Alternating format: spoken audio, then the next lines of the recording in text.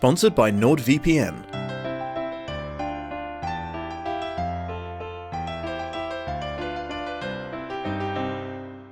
Hello my beautiful watchers, and welcome to Lost in Adaptation, the thing I'm apparently still doing where I compare films to the books they're based on. So, the Rings of Power turned out to be, let's go with underwhelming, which failed to surprise me because I've honestly found every attempt that's been made over the last 20 years to recapture the lightning in a bottle that was the film trilogy adaptations across all forms of media and entertainment equally disappointing. But hey, every new Lord of the Rings spin-off flop is an excuse to revisit my 3 all-time favourite films, and this most recent watch-through of Fellowship inspired me to make a numbered list of my personal favourite differences between the book and the film. Just to be clear, this isn't a ranked list, it's just vaguely in the order they appear in the film, and these aren't necessarily the most significant changes, they're just my personal top picks based on them being interesting or amusing.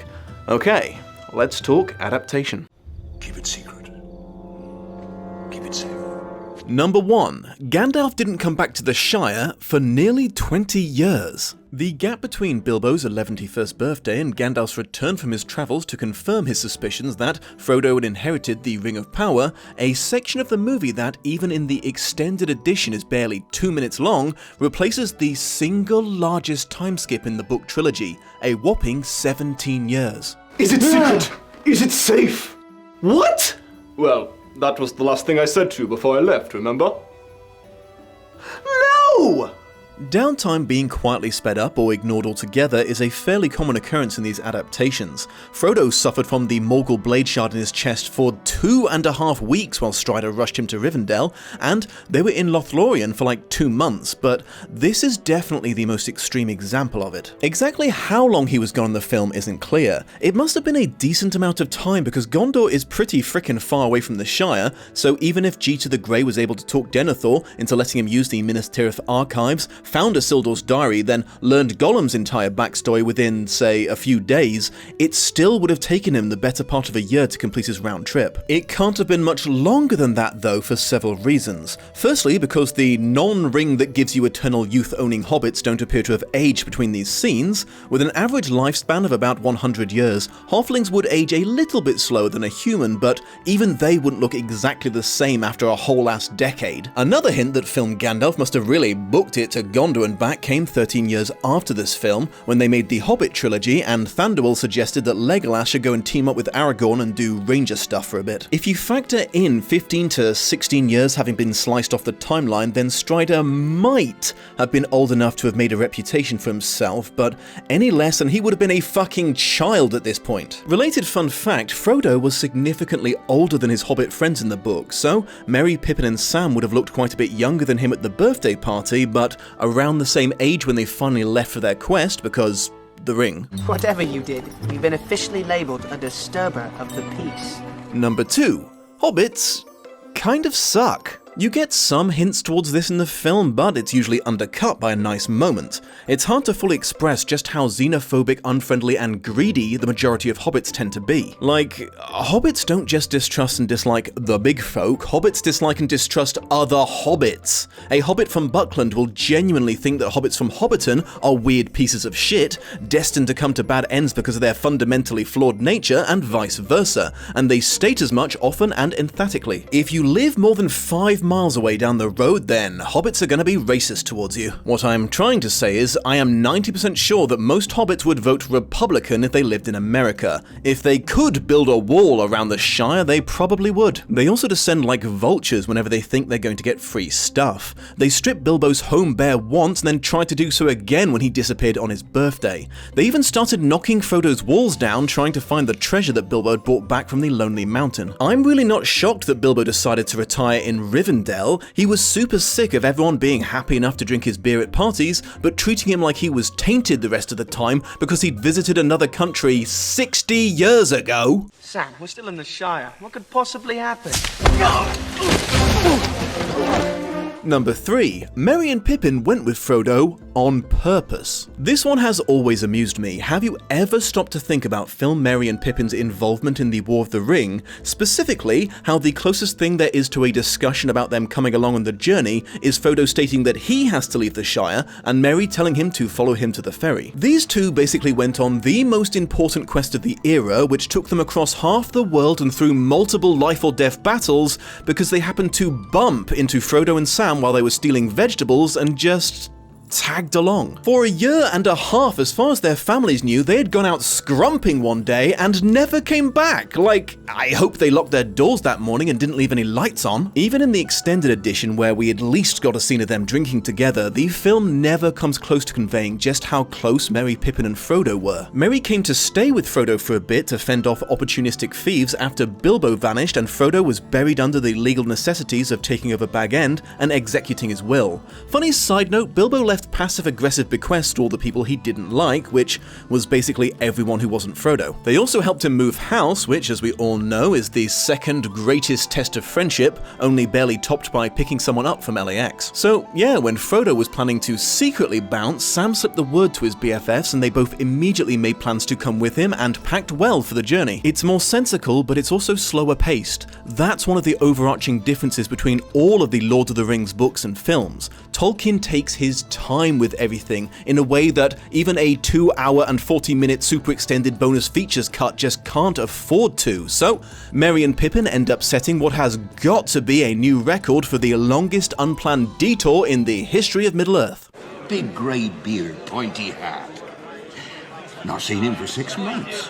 Number 4. The world almost ended because a bartender forgot to pass on a memo. So, if you'll remember, in the film, Gandalf tells Frodo that he was off to consult with Saruman, but he would meet him in Bree, a plan that displays far more faith in a hobbit's ability to travel solo than anyone showed in the book. Seriously, no one ever wanted to let these little dudes go anywhere without an adult to hold their hands, unless it was absolutely impossible to avoid. Even Bilbo was escorted on his final journey by 2 dwarven bodyguards. The original goal was for Frodo to wait for Gandalf to get back to the Shire before leaving it, but months later the wizard still hadn't shown up, so Frodo eventually made the hard call to attempt the trip without him. Possibly proving everyone right about hobbits being little danger magnets, they're almost made into a blood sacrifice by a ghost and eaten by a fucking tree along the way, but they eventually make it to the Prancing Pony where they meet Strider. Halfway through the night, the landlord, Mr. Butterburst, suddenly remembered that he recognized Frodo's fake name because Gandalf had given him the heads up ages ago when he'd given him a super important letter to be delivered to the Shire post-haste. The pseudo-medieval Middle-earth didn't have an international mail service, so letters were usually delivered by asking people who happened to be going in the right direction to take them, and after a few days of not being able to find someone, Butterbur forgot all about it. Not surprisingly, the letter informed Frodo that Gandalf couldn't make it back to him in time and the Black Riders were coming, so to book it out of the Shire ASAP and seek out Aragorn if they could. So, the reason that these poor hobbits had the ringwraiths on their big hairy heels for half of the book boiled down to an innkeeper having ADHD. Number 5. Aragorn was supposed to have Unduriel the whole time. Yeah, if you ever thought it was weird that Elrond managed to teleport all the way from Rivendell to Rohan, and then only stuck around long enough to present Aragorn with the Flame of the West before dipping right back out of the narrative, you are correct, that is not how that was supposed to have gone down. The Shards of Narsil were reforged right after the Fellowship was formed, Aragorn carried it out of Rivendell and wielded it through all 3 books. Doesn't that just make so much more sense, not just geographically, but in common sense terms as well? Because yeah, a legendary sword would be really fucking useful when you're about to embark on a quest that will decide the fate of the fucking world. Oh, and when I say the whole time, I mean it literally. When Aragorn meets with the hobbits in Bree, his only visible weapon is the hilt of Narsil. The ranger sword that he wields for 80% of the film trilogy just straight up doesn't exist in the book. Everyone's favourite true king of Gondor was apparently running around the wilderness protecting the good folk of Middle-earth from evil with a weapon roughly 1 foot long. Back, foul orc! You have met your doom! Pokety, pokety, pokety, pokety, pokety, pokety, pokety. It's also really funny because Aragorn becomes super possessive of Andúril, so he gets really snippy about having to leave it with the Rohirrim guards when he's going in to meet with Theoden. No, Gandalf, I can see that he has sticky fingers. He's been eating chocolate or something. Fine, I'm going to lean it right here, but if any of you fuckers so much as look at it, I swear I will kill you, and I'm the true king of Gondor, so messing with my shit will be considered an act of war. Yes, Legolas, I am playing that card. When you're a future king, you can do what you want with your cool magic sword. And now, a quick word about this video's sponsor. If you've ever been frustrated by a streaming service denying you access to TV shows and movies that you know are available in other countries, I have good news for you. Thanks to NordVPN, the tedious restrictions of internet geo-blocking are no longer insurmountable, as their many worldwide servers can be utilized to make your computer appear to be in almost any country of your choosing, thus unlocking all of your favorite programming. Additionally, using Nord's encryption to protect all of your incoming and outgoing data provides invaluable safety when using public Wi-Fi, something that is notorious for leaving devices vulnerable to things like man-in-the-middle hacks. It's worth using at home too, because I don't know about the rest of you, but I am personally sick of my internet activity being meticulously logged by every bloomin' git online looking to sell it to the highest bidder. What /fiction I am reading is no one's business but my own. Nord also now comes with a MeshNet, a way to safely access other devices no matter where in the world they are.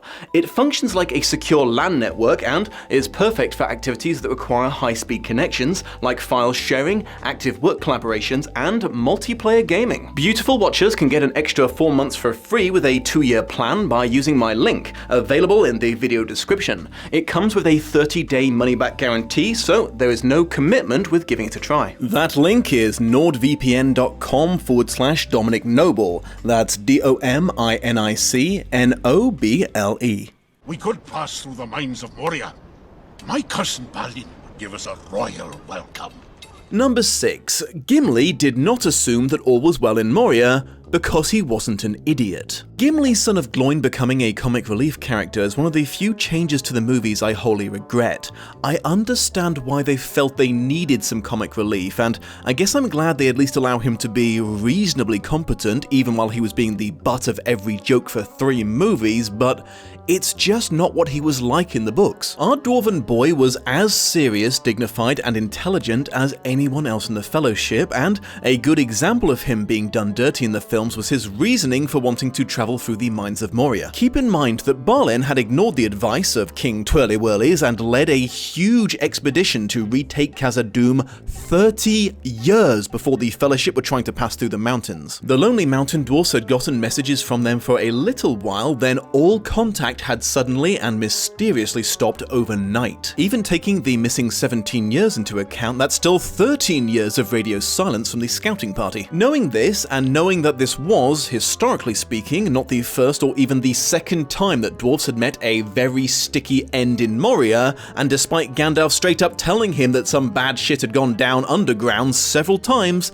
Film Gimli still confidently assumes that his cousin Balin would be waiting for him there with roaring fires, malt beer, and ripe meat right off the bone, all the way up to the moment he trips over the decaying corpses of his kin. This poor sweet short king is just so many axes shy of a dwarven army. So why did he want to go spelunking in a notorious dwarven meat grinder in the book? Because he desperately wanted to know what had happened to his friends and family there, and he was brave enough to still want to, despite fully understanding the danger. He was super honest with the Fellowship about his reasons for suggesting the shortcut through the mines and never pushed for it because he was selfless enough to put the needs of the quest before his own. Like I said, I understand the logic behind making some characters a bit sillier, and I still adore this film, but Gimli deserved better.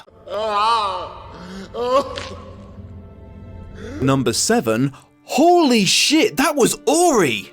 This isn't necessarily a change, but the lack of acknowledgement of it in the film is what makes it kinda funny. The skeleton clutching the book in Balin's tomb, which no one gives so much as a second glance, was the remains of Ori, one of the 13 dwarfs who went with Thorin and Bilbo to the Lonely Mountain. In the book, Gandalf surmised he had been the final author of the journal because he recognized Ori's nice handwriting and use of elvish letters. This not really being a thing in the film isn't exactly surprising, as Peter Jackson and his writers had to streamline things like crazy crazy and had no guarantee at the time that their audience would have read The Hobbit or understand the significance of this character, but I can't help but laugh every time I imagine the ghost of Ori watching his best friend's son step over his beta corpse to blubber at the grave of the Chad Balin. Can I also just take a moment to mention here how weird I've always found it that The Hobbit and The Lord of the Rings, books intended for pretty different age demographics, exist so close to each other continuity-wise. It went from, "Wee, a wizard is taking me on an adventure to slay a bad dragon," to, "Behold the tragic and horrifying reality of war, where even victory is bittersweet and you can never truly go home because you've been changed too much by what you've seen," in the same world and with some of the same characters. I mean, yes, 3 important dwarfs died at the end of The Hobbit, but they had heroic, dignified deaths off screen and were buried with full honours. It's a heck of a step up from that to a named hero being horribly slaughtered in the dark, their final scream of terror and agony left forever on their face as their body is left to rot where it fell. I don't know about anyone else, but for me it was like finding out that A.A. Milne had written a sequel to Winnie the Pooh, in which the gang was all grown up, and it's revealed that Tigger had died in World War I during the interim. Anyway, sorry, tangent over. By nightfall these hills will be swarming with orcs. We must reach the woods of Lothlorien. Number 8. Aragorn really didn't fit the gruff loner archetype. As much as we all stand the film's tall, dark, alluringly troubled ranger and his ability to turn opening a door into one of the hottest moments in cinema history, he's not an exact twin of his book counterpart, specifically in this case regarding how much time he spends brooding on the failings of his ancestor and his resulting abrasive treatment of his companions. Just as a random example, in the film, the line about him being Isildur's heir, not Isildur himself, was given as reassurance to him that he wouldn't make the same mistakes as his forebear regarding giving into the temptation of the ring, setting up a character arc that culminated in him successfully resisting it after Boromir failed to. In the book, it was Aragorn himself who said these words, in the context of acknowledging that he didn't really look or act like the mighty kings of old, and the scene with him and Frodo just doesn't exist. No one but Sam found Master Baggins as he was leaving the Fellowship. Honestly, I didn't see much indication in the entire Fellowship of the Ring that Aragorn was ever seriously tempted by the precious or particularly upset about being descended from a guy who was, and he was actually pretty chill with his friends, sympathetic to their pains, both physical and emotional, happy enough to share a joke with them, and more than happy to be sassy when the need arose. Well, you know your own business, maybe, but if I were in your plight, I wouldn't take up with a ranger. Then who would you take up with? A fat innkeeper who only remembers his own name because people shouted at him all day?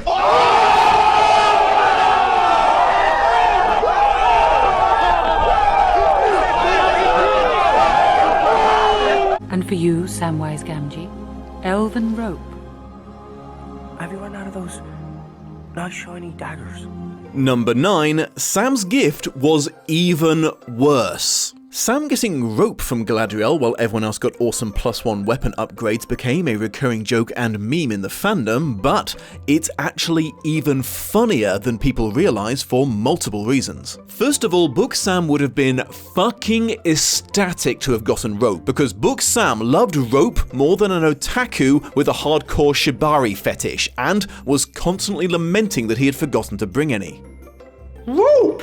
No rope! And only last night you said to yourself, Sam, what about a bit of rope? You'll want it if you haven't got it. Well, I'll want it. I can't get it now.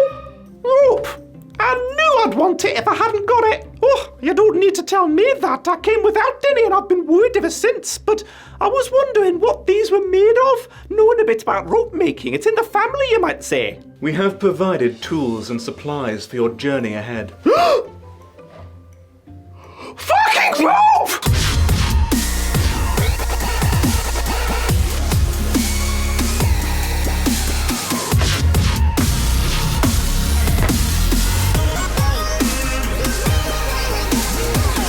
But there's an ironic twist. Book Sam didn't get rope.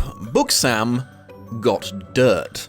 Galadriel gave everyone else the finest weapons in Middle-earth and gave Sam a box of dirt. Now, to be fair, he is a gardener, and this was magic elven dirt that would make all of his plants grow wonderfully for the rest of eternity, but it's still dirt. Sam got dirt. Rain may fall and wind may blow, but there shall be Number 10. Everybody sings. All the time. Every chapter. There is so much singing. I'm not exactly complaining here, I'm just stating a fact. Everyone in the Lord of the Rings sings at least one song at some point or another, and Tolkien includes all of the lyrics. These guys sing, this guy sings, you know this hairy little dude sings, these guys sang a sweet duet at Boromir's funeral. If there were any chapters told from the orcs' perspective, I am 100% sure there would be some rap battles about meat being back on the menu. What makes this interesting is why, because it's not as simple as Tolkien liked a little ditty now and again, though I'm sure that was a factor. Singing is crazy meaningful in Tolkien's world. It literally made the world according to the Silmarillion. Eru, the god that created everything, and the Ainur, the sort of angels, sang the world into existence, and singing has never stopped being important ever since. There's magic and power in singing, even when it's just a bunch of shit-faced halflings and the Green Dragon, which I think is pretty cool. And real quick before we part ways, here are some rapid fire runners-up. The language is updated way more than you might think. I've invented a Lord of the Rings drinking game. Throw the audiobook on and do a shot every time a word comes up that was entirely innocent when Tolkien wrote the books, but has since become homophobic. You will be drunk very, very quickly. Frodo's dad was called Drogo.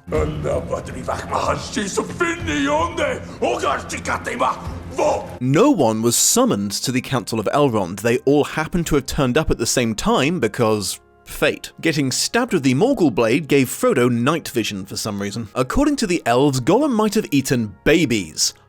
Holy shit, dude. And the Black Riders were actually kind of chatty. Their method of searching for Frodo involved riding all over the northwest of Middle-earth, asking everyone they met if they knew a Baggins, and offering bribes for informants. Hello there, are you Baggins? Excuse me, my man, are you Baggins? Are you Baggins? Ooh, this guy's got to be Baggins. Actually, no, I don't think that was Baggins. And scene. Those are my 10 favourite differences between the Fellowship of the Ring book and its film adaptation. If you'd like to mention any that I didn't, feel free. I'm going to be looking over the comments for the next few days, and I promise I'll let you know if you manage to name one that I didn't already know about. Thank you for joining me, my beautiful watchers. I had a lot of fun making this list. If you enjoyed hearing it and would like me to do the same for the Two Towers next, be sure to let me know. Don't forget that all YouTube channels that fail to get enough likes and shares end up being cast into the fires of Mount Doom by the algorithm, and do take care of yourselves out there.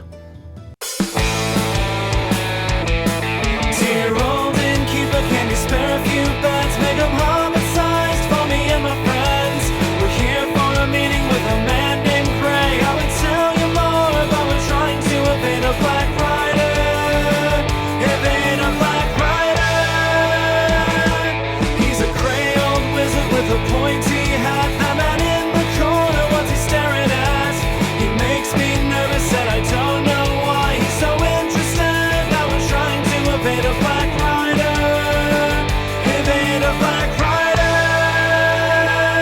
Much love and appreciation to my patrons of honor, Shelby Holtz, April Mack, and Curtis Charles Jr. Shout out to Ilnej for the credits music, check out his channel for more parody and original songs, and a huge thank you to this video's editor, Sophia Ricciardi. Links to her work in the video description. No, Legolas, you are not a future king, you're an elven prince. There's a difference. Because your father's immortal, you're never going to inherit the crown from him, and your hair's never going to look as good. No, Legolas, I'm sorry. Don't cry. Yes, Gimli, I know that was too far. Legolas, are we cool? Are we cool, Legolas?